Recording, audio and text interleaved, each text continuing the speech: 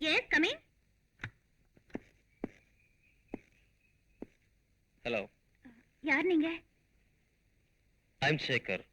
அந்த டான்ஸ் பாட்டு எல்லாம் ரொம்ப அருமையா இருந்தது. தேங்க்ஸ். உங்ககிட்ட ஒரு முக்கியமான விஷயம் பேசணும்.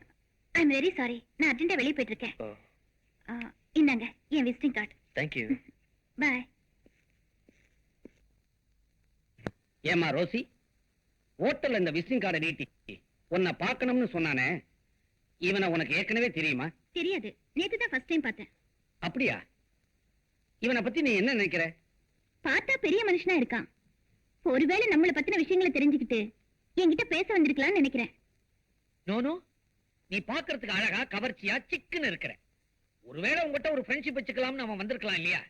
கவர்ச்சி காந்தம் மாதிரி பச்சக்குன்னு இழுக்கும். அவனை பத்தி நீ என்ன நினைக்கிற? யாரையும் திடீர்னு நம்பிட முடியாது. அவன் கிட்ட நான் விசிட்டிங் கார்டு கொடுத்திருக்கேன். எப்படி அவன் என்ன பார்க்க வருவான்? அப்பா அவனை பத்தி தெரிஞ்சுக்கலாம். டேவிட், யாருன்னு பாருங்க. பால்காரனோ தபால்காரனோ, ஆக மொத்தம் இம்சை.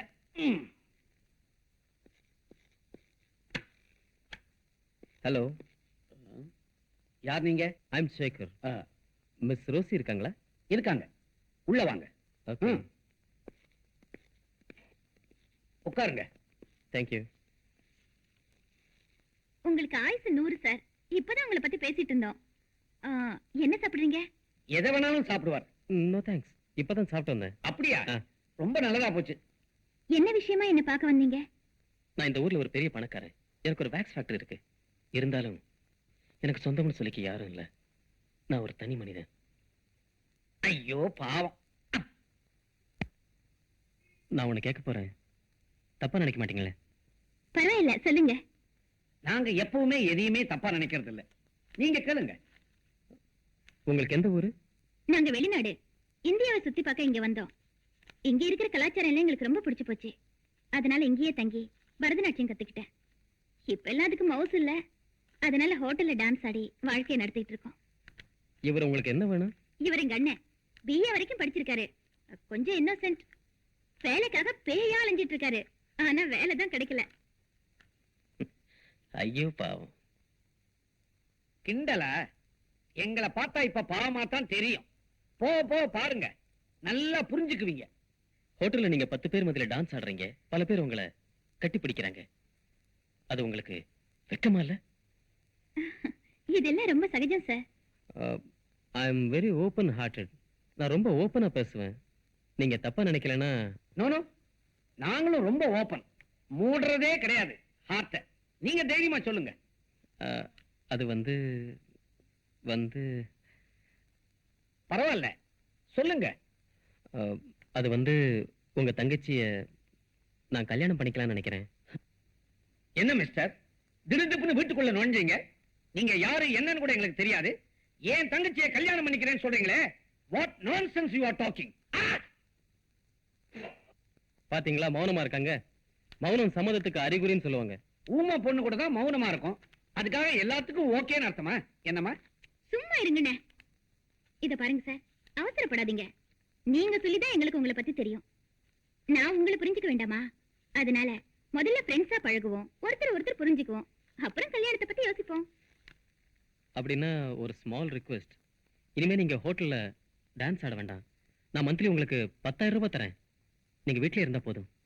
சே, அது கொஞ்சம் கூட நியாயம் இல்ல. கஷ்டப்பட்டு உழைச்சு சம்பாதிச்சா தான் நல்லது. ஒண்ணுமே இல்லாம வீட்டுல உட்கார்ந்துகிட்டு 10,000 ரூபாய் வாங்கிட்டு இருந்தா பாக்குறவங்க ரொம்ப அசிங்கமா நினைப்பாங்க. உங்களுக்கு எங்க மேல அவ்வளவு அன்பு இருந்தா உங்க ஃபேக்டரியில எங்க அண்ணனுக்கு ஒரு வேலை போட்டு கொடுங்க. நீங்க கொடுக்கறதா சொன்ன அந்த 10,000 அவருக்கு சம்பளமா கொடுங்க. Correct. Good.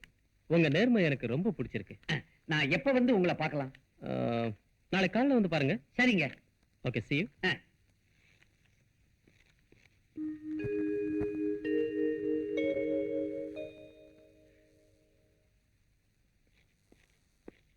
Good morning sir. Good morning. இந்தாங்க. என்னது? புதுசா வேலையில சேர போறேன் இல்லைங்களா, அதனால ஒரு சின்ன அன்பளிப்பு. Thank you. Take your seat. அங்க. Thank you. ஒர்க் எல்லாம் கரெக்டா செய்றீங்களா? என்ன சார் இப்படி கேக்குறீங்க? எதை எப்பப்ப எப்படி செய்யணுமோ அதை அப்பப்ப அப்படியே செஞ்சிருவேன். சுருக்கமா சொன்னா உங்களுக்கு நான் உண்மையா இருப்பேன். போக போக நீங்களே புரிஞ்சுக்க போறீங்க. நான் அன்னைக்கு உங்களையும் உங்க தங்கச்சியும் நல்லா புரிஞ்சுக்கிட்டதாலதான் உங்களுக்கு என் ஃபேக்டரியில வேலை போட்டு கொடுத்துருக்கேன். நீங்க இன்னைக்கே போய் வேலையில ஜாயின் பண்ணலாம். ரொம்ப நன்றி சார். ம். அப்ப நான் வரேன். சரி.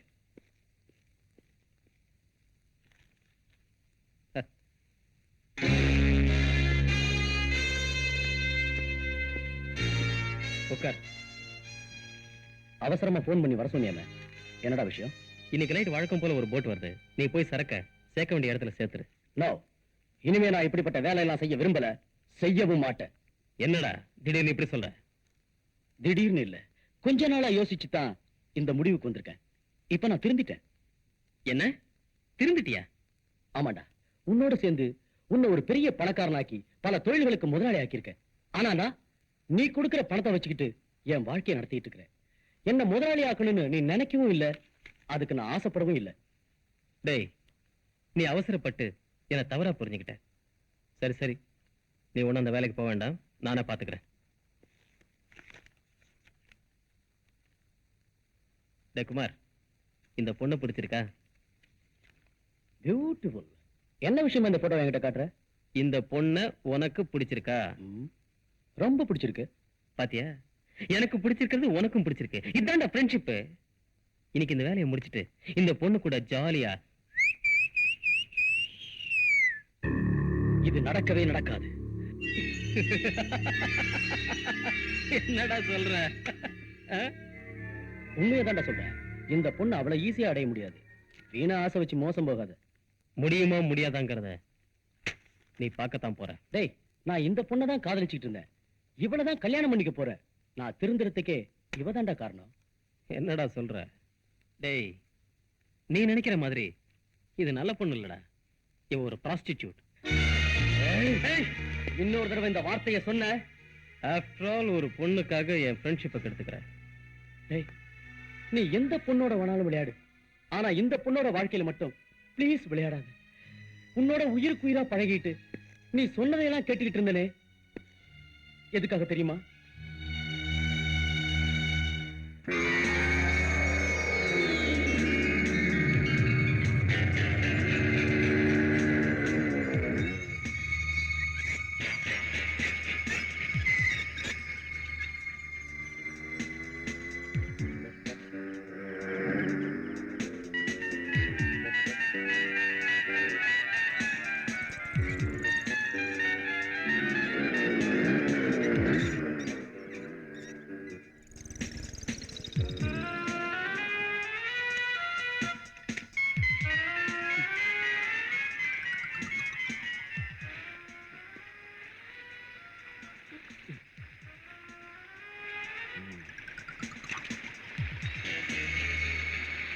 டேய், எல்லாரும் இங்க வாங்க. காசெல்லாம் கொண்டாங்க. என்னடா இவ்வளவு தானே? சீக்கிரம் கொடுறா. போ.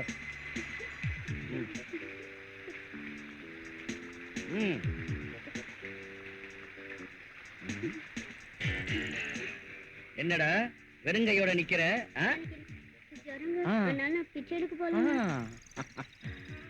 ஏய், நீ ரொம்ப பொய் சொல்ற. உன் கைய காலை எடுத்தாத்தான் நீ ஒழுங்கா பிச்சை எடுப்ப போல் இருக்கு. நீ ரொம்ப அழகா இருக்க. உன் மூக்கு காது எதையாவது உன்னை எடுத்தாத்தான் நீ ஒழுங்கா பிச்சை எடுப்ப.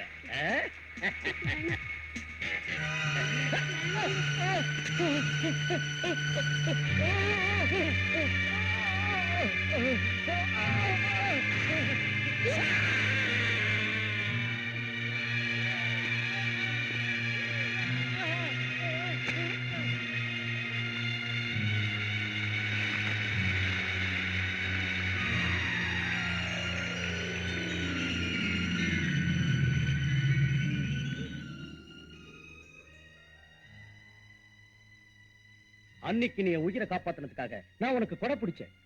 அதுக்காக நீ சொல்றதையெல்லாம் கேட்டேன். ஆனா இன்னைக்கு நான் திருந்தி வாழ நினைக்கிற போது நீ குறுக்க நிக்கிற. நான் அதை விரும்பவும் மாட்டேன், விடவும் மாட்டேன். Good bye. நீ எப்படி வாழுவங்கிறத நானும் பார்க்கிறேன்.